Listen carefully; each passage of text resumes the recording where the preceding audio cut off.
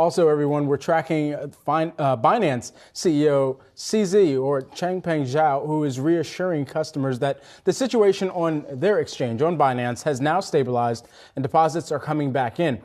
This announcement, it comes after the company paused withdrawals of a stablecoin as investor concerns grew around the future of crypto here. And of course, that concern around the future of crypto as it relates to stablecoins, it certainly comes after the fallout from FTX as that continues to move forward kind of in parallel. There is this larger question of what terms and conditions the companies, the Bitcoin, or not Bitcoin, but the crypto exchanges more broadly can lean into to say that they have the opportunity or they have the need to pause withdrawals, and where customers just have to be fine with that, at least in this near term. But it seems like they're just leaning on what the customer agreement has been to this point in time, too. Yeah, I mean, and Binance has taken some steps to try to reassure people, right? It came out with its proof of reserves, which is something that those in the crypto community view as, letting you know what is backing up the organization.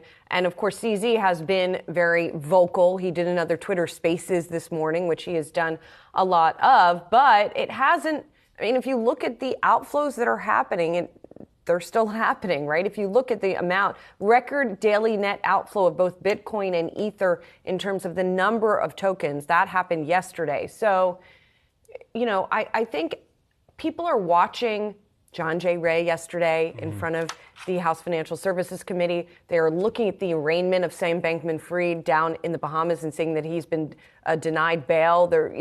People are gun shy no matter what any particular exchange is going to be saying. Let's quickly mention, too, Binance declined to make CZ available for an interview. Also did not return our request for comment on them. There was an internal memo floating around that CZ put out to his staff, so they did not send that along to us. But I will mention this.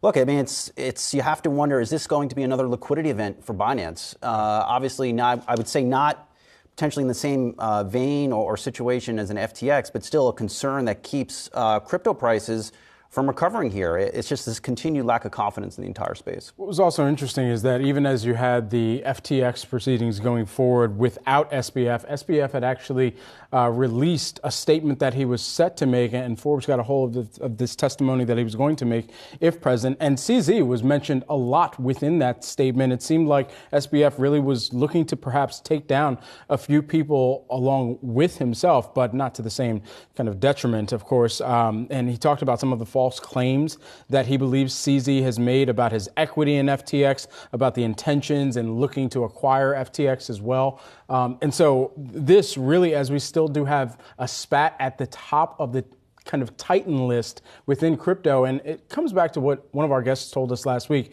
If crypto can be made or broken based on the profile of a few people who sit at the top, then that goes counter to exactly what this decentralized financial play and broader industry and sector build out has been around. And so I think that is critical, even as we do continue to listen to some of the proceedings that go forward from here too.